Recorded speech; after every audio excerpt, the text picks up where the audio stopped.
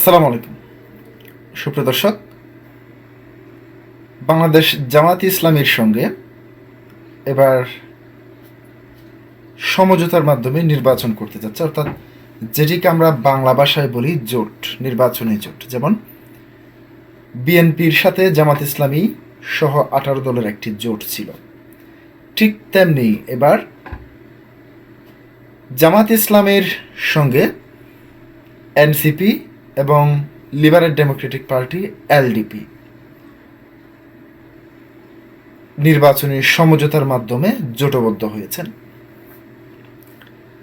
প্রিয় দর্শক, এই জোটবদ্ধ হওয়াকে কেন্দ্র করে এখন এনসিপি এবং জামাত ইসলামের মধ্যে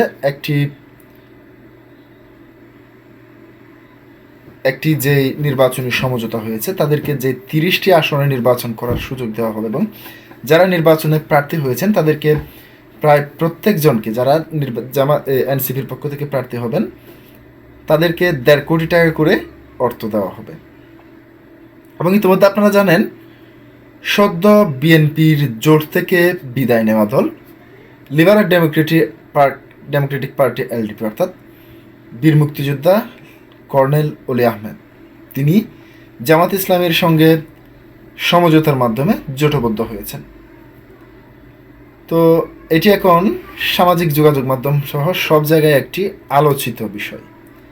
এরই মধ্যে গত 2-1 দিন ধরেই যখন জামাত ইসলামের সঙ্গে এনসিপির নির্বাচনী সমঝোতা কিংবা এ বিষয় নিয়ে মিডিয়া সহ সব জায়গায় আলোচনা উঠে আসছে, ঠিক তখনই আমরা দেখতে পেলাম তাসনিন যারা, যিনি এনসিপির খুব গুরুত্বপূর্ণ দায়িত্বে ছিলেন, তিনি গত 1 দিন আগেই পদত্যাগ করেছেন এবং তার পাশাপাশি গতকাল পদত্যাগ করেছেন দেখতে পাচ্ছি তাসনুবা জাবিন। এরপর আমরা দেখতে পাচ্ছি যে মাহফুজ আলম, অন্তর্বর্তী সরকারের যিনি তথ্য উপদেষ্টা ছিলেন, সদ্য বিদায়ী তথ্য উপদেষ্টা বলা যায়, তিনি এনসিপিতে যোগ দেওয়ার কথা বললেও, গুঞ্জন শোনা গেলেও, এখন তিনি বলছেন আমি এই এনসিপির অংশ হচ্ছি না। তাহলে জামাত ইসলামের সঙ্গে তাদের জোটবদ্ধ হওয়াকে কেন্দ্র করে যখন সারা বাংলাদেশে আলোচনা সমালোচনা হচ্ছে বেশি, এবার এনসিপির কথাই যায়। এনসিপি যখন গণঅভ্যুত্থানের পরবর্তীতে, অর্থাৎ গণঅভ্যুত্থানের আগে কিংবা পরে, বিভিন্ন যে গুঞ্জনটি সব জায়গায় মাথা ছাড়া দিয়ে উঠেছিল, সেটি হচ্ছে এই যে বৈষম্য বিরোধী ছাত্র আন্দোলন থেকেই তো এনসিপি গঠিত হয়েছে। এই বৈষম্য বিরোধী ছাত্র আন্দোলন কিংবা এনসিপি, তারা জামাত ইসলামের ভি টিম, এ ধরনের একটি গুঞ্জন অনেক দিন ধরে চাউর হয়ে আসছিল। এবার সেই গুঞ্জনটি কি সত্যি হতে চলেছে নাকি পুরোই গুঞ্জনই রয়ে যাবে? আবারও আরেকটি আলোচনা সবচেয়ে বেশি ঘুরে ফিরে আসছে, সেটি হচ্ছে liberal Democratic party LDP chairman বীর মুক্তিযোদ্ধা কর্নেল অলি আহমেদ বীর বিক্রম, তিনি জেনে বুঝে কেন একজন বীর মুক্তিযোদ্ধা হয়েও তিনি এলডিপিতে যোগদান করছেন, জামাত ইসলামের সঙ্গে জোটবদ্ধ হচ্ছেন। এটিকে নিয়েও বিভিন্ন মহলে সমালোচনা হচ্ছে। অনেকে এটিকে ক্ষমতার লোভ, আবার অনেকেই এটিকে অন্যভাবে দেখছেন। প্রিয় দর্শক, আপনি কোনভাবে দেখছেন এবং মিডিয়াতে এ বিষয় নিয়ে কি নিউজ এসেছে সেটি আপনাদের সামনে আমি এখন পরিষ্কার করব ইনশাআল্লাহ, দৈনিক প্রথম আলোর খবর থেকে। সারা বাংলাদেশে বিভিন্ন ধরনের নির্বাচনের পরে বিভিন্ন ধরনের ঘটনা ঘটে যাচ্ছে, যে ঘটনাগুলি মূলত কোন দিকে যাবে আমরা আজীবন দেখতে পেয়েছি। যে জামাত ইসলামীকে যারা মুক্তিযুদ্ধের সপক্ষের শক্তি দাবি করেন, তারা বিভিন্নভাবে কটূক্তি করেন, তারা রাজাকার কিংবা তাদের যে বিভিন্ন বিষয়, যেমন তাদের মুক্তিযুদ্ধের সময় যে সমস্ত বিষয়গুলি সমালোচিত, সেগুলি সবাই সামনে তুলে আনছেন। ঠিক সেই মুহূর্তে আবার মুক্তিযোদ্ধারা কেন আবার জামাতে যোগ দিচ্ছেন, সেই প্রশ্নটি আসবে।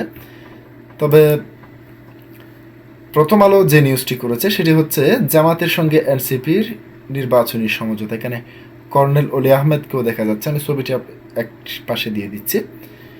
জামাতে ইসলামী সহ 8 দলের সঙ্গে জাতীয় নাগরিক পার্টি এনসিপির নির্বাচনী সমঝোতা হয়েছে। এই সমঝোতায় কর্নেল অলি আহমেদ বীর বিক্রমের আহমেদের নেতৃত্বাধীন লিবারেল ডেমোক্রেটিক পার্টি এলডিপি যুক্ত হয়েছে। আজ রোববার বিকেলে ঢাকার জাতীয় প্রেস ক্লাবে এক জরুরি সংবাদ সম্মেলনে জামাতের আমির ডক্টর শফিকুর রহমান এই ঘোষণা দিয়েছেন। তিনি বলেন, বাংলাদেশ এখন জাতীয় জীবনে এক কঠিন বাঁকে এসে দাঁড়িয়েছে। সে সময় দেশকে এগিয়ে নেওয়ার জন্য দুর্নীতিমুক্ত ইনসাফের বাংলাদেশ গড়ার অঙ্গীকার নিয়ে এতদিন 8 দল কাজ করে আসছে। তার সঙ্গে আরও 2টি দল সম্পৃক্ত হয়েছে।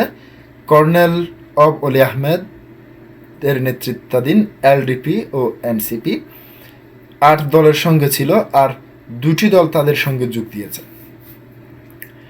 এনসিপির সঙ্গে কিছুক্ষণ আগে বৈঠক শেষ হয়েছে জানিয়ে জামাতের আমির ডক্টর শফিকুর রহমান বলেন, তারা এনসিপি নেতারা একই সংবাদ সম্মেলনে আসার সময় ও সুযোগ পাননি। এছাড়া দলীয় পরিসরের সভা করবেন।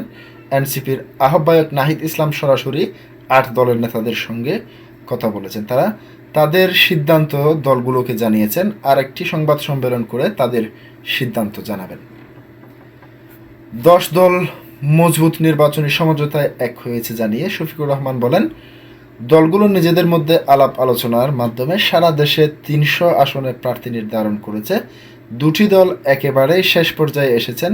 আরও অনেক দল আসন সমঝোতায় আগ্রহী ছিল, তবে এই মুহূর্তে এই প্রক্রিয়ায় তাদের সম্পৃক্ত করার দুরূহ হয়ে গেছে। অনেকেই আগ্রহ থাকা সত্ত্বেও তাদের সম্পৃক্ত করা যাচ্ছে না, এজন্য তিনি দলগুলোর নেতাদের কাছে দুঃখ প্রকাশ করেন।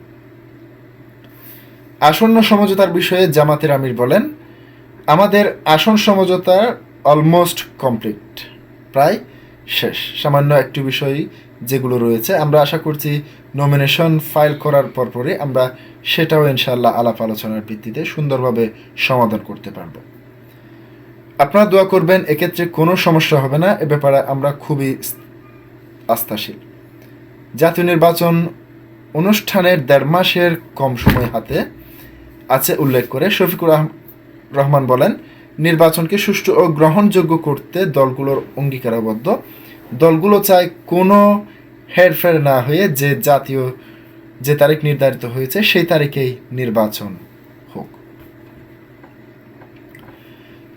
নির্বাচন প্রয়োজনে সরকার ও নির্বাচন কমিশনকে তাদের উপর অর্পিত দায়িত্ব পালন করতে হবে উল্লেখ করে জামাতের আমির বলেন, এখনও তাদের অনেক বাকি রয়ে গেছে। এখনও সব দলের জন্য সমতল মাঠ তৈরি হয়নি। এটি তৈরির দায়িত্ব সরকার ও নির্বাচন কমিশনের। তারা যেন যে কোনো ধরনের লোভ লালসা, ভয়ভীতি ও কারো প্রতি কোনো ধরনের অনৈকল্যর ঊর্ধ্বে উঠে তাদের দায়িত্ব পালন করে। জাতি তাদের কাছে সেই প্রত্যাশা করে। এই ব্যক্তি জাতির এর ব্যতিক্রম জাতি মানবে না। প্রিয় দর্শক, আজকে পর্যন্তই। আসসালামু আলাইকুম ওয়া রাহমাতুল্লাহ।